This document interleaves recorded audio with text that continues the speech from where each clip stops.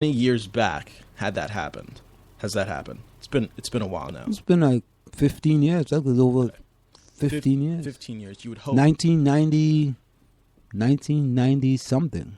You would hope that someone, whoever it is, Reverend Al Sharpton, maybe. After the Rodney King incident, they rioted. The National Guard got called in. Mm-hmm. Same thing now. Ronald Reagan. We looted everything. It was bad. It was a whole situation. It didn't end well. Mm-hmm. Fast forward now, you would think that in between that time span that we would have come up with a better solution. Because we've already seen it happen now. Mm-hmm. This is not the first time. Mm-hmm. This is not the second time. So what I'm saying is that shows right there our progression. I was talking with my friend about it. But always remember, the reason why there hasn't been progression is because of prejudice. There's a hell of a lot of people who've sunk into the bottom half of the earning pool, or not earning at all. Certainly. Yeah, and therefore they feel that their only recourse is to riot. And then when you try to make progress, there's always a way. There's a way again. There's a way around everything. Mind you, we're not the only minority. No. So there are other minorities, and I love to give the example. I was giving the example prior.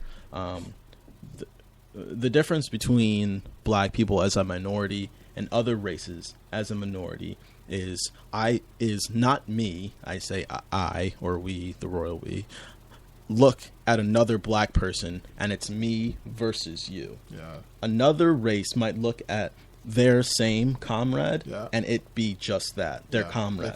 I'll give you a perfect example. One of my best friends is Asian, right? He's from Indonesia. I happen to love the food there.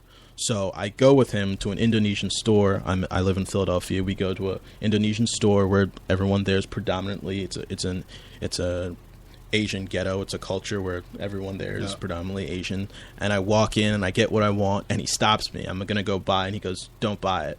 And I go, "Why? Why shouldn't I buy it?" He goes, "Let me buy it. If you buy it, it's going to be more expensive for you." It's going to be more expensive. If he buys it. Yeah, if you buy it. Yeah. Why is that? Because he's going to charge him less than he would charge me. Yeah. Because he's of the same race as him. Okay. They both speak the same language. Yeah. It didn't strike me as something that was, oh, well, that's racist. Yeah. No, not necessarily. Yeah. I mean, at its core, it has to do with race. Yeah. But what I took from that is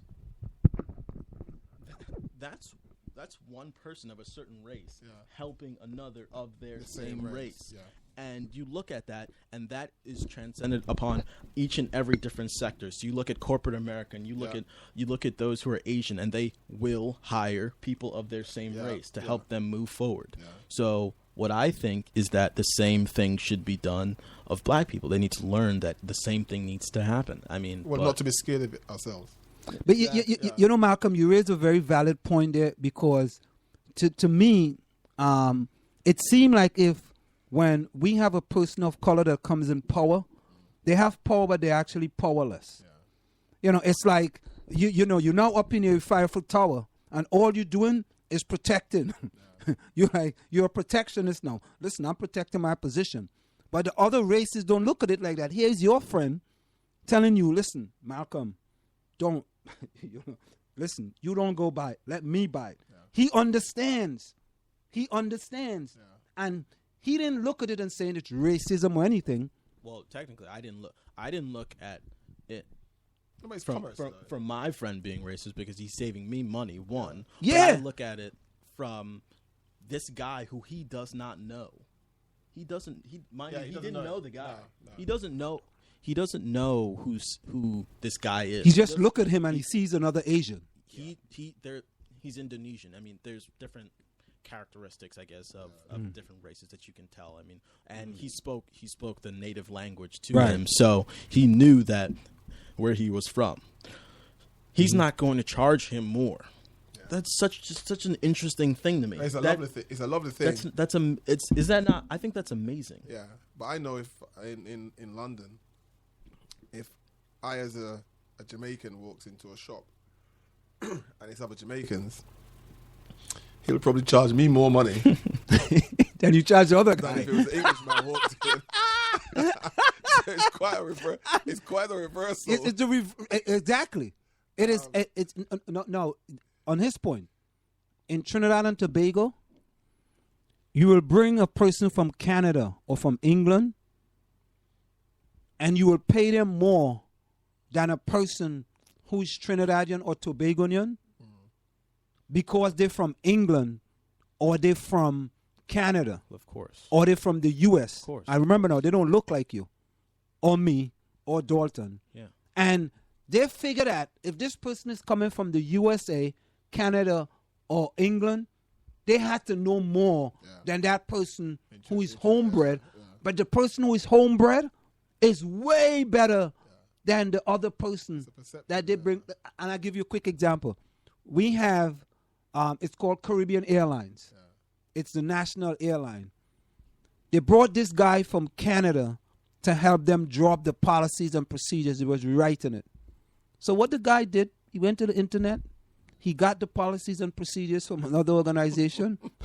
He cut and he pasted it to their policies and procedures. You know, he gave it in. He made his big consultant fee, whatever it was, right? And then someone else looked at it and said, wait a minute. This is similar to this other group policies and procedures. Where did you get this from? Well, the guy who's in charge now have to figure out, man, you know, something is wrong here. But you brought a guy from Canada and you brought him down because we still do have an inferiority complex. Yeah. We still do. We still do. You know, so as far as if I go to Trinidad and Tobago and I tell them, look, I should be the SEC commissioner, the SEC chairperson. They might look at me, you crazy, man? What are you talking about? You can't be no FCC. But if a guy from Canada, a guy from London comes, hello, you know, my name is Johnny. I think I can do their job. Yes. you fit in. You fit right in.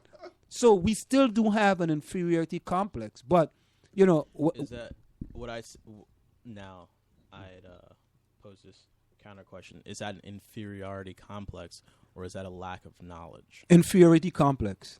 Because you feel that if that person is of a different hue than you, and they're coming from the United States of America or from Canada or from England, that somehow they're more intelligent than you are. And think about it now. I could come from the United States. They could come from the United States. I could be that person's boss. And when we go to Trinidad and Tobago, they may think somehow that guy have to be more intelligent than you are. So then what about the American dream during the Industrial Revolution when everyone was coming around the time that, Industrial Revolution, it was around the time that everyone was coming to America with hopes and dreams of becoming rich and famous and all of that good stuff. What about that? It's pretty similar. Those who weren't in the country thought that once you got to America, everything would be perfectly fine. You'd get to make a ton of money. Everything would be fantastic. I mean, that's not necessarily the truth. Just as this is not necessarily the truth that someone who comes and they're from Canada or England have an accent that means they are superior. It's not the same thing. I think it's a lack of knowledge. But I think it's too different though, because me coming from Trinidad and thinking I'm going to get the American dream, when I come and I wake up to reality and I see the snow falling and it's 20 degrees, okay. I said, man, I got to get me a jacket. I got to get me a scarf. I got to get me a hat. Reality hits you pretty quick. And I can't do like I do in Trinidad. I can't work 2 hours a day and get 8 hours pay. I gotta really work when I come to America. So all of a sudden, you become Americanized overnight. However, when that person comes to Trinidad and that person has an accent, sure. Right away, that person is elevated above you because they feel in their mindset that person is more intelligent than you. And that's part of the problem that we have in the Caribbean. You know, so this is all to say, Malcolm, and I think you brought up a good point. And the point with you, your friend telling you, Malcolm, you don't buy it. That's the same thing that we should be doing. And this is not, and you know something? I said this before. I said, not because I'm pro-black, mean to say I'm anti-white.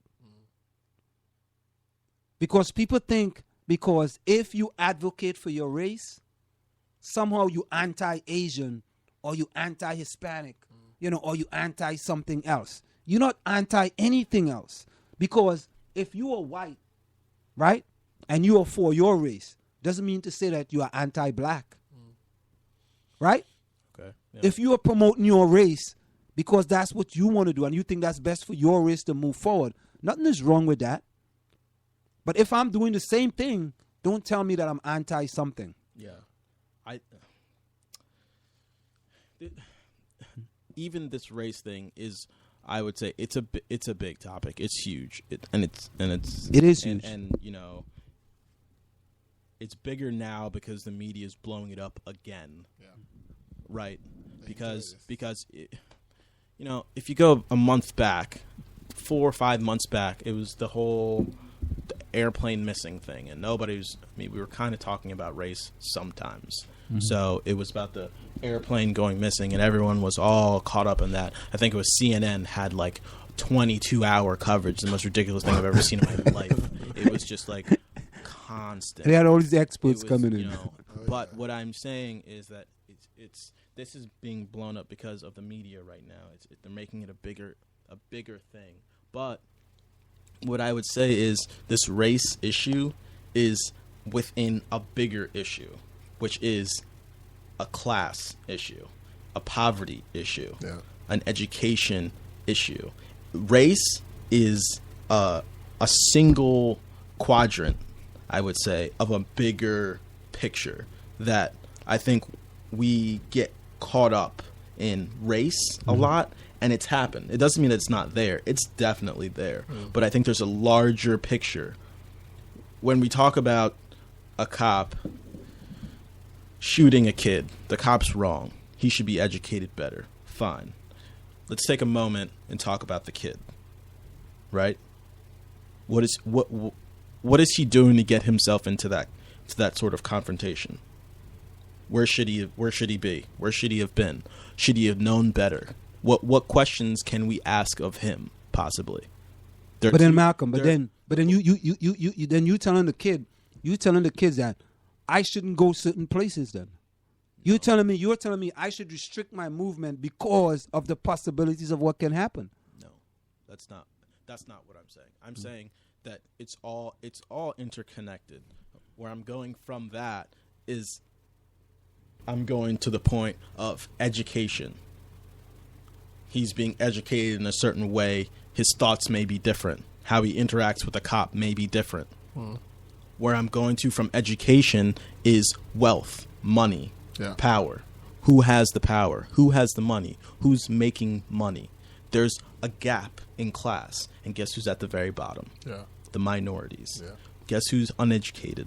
The minorities. Guess who's being killed? The minorities. Guess who's not making the right decisions? The minorities. And the gap in class is not getting any smaller. It's getting bigger. More people are being uneducated. More people are making bad decisions. It's interconnected. Race is a big issue, but it's a small issue compared to the bigger picture, which even in some points of the matter, it's funny because this is making people miss the bigger picture. This is making people miss the bigger picture. Because there's a bigger picture here, okay? Race is very important, but if you don't break down other barriers, it's never gonna change. How are you going to change race, the issue of race, if you don't put people who are being oppressed in higher positions?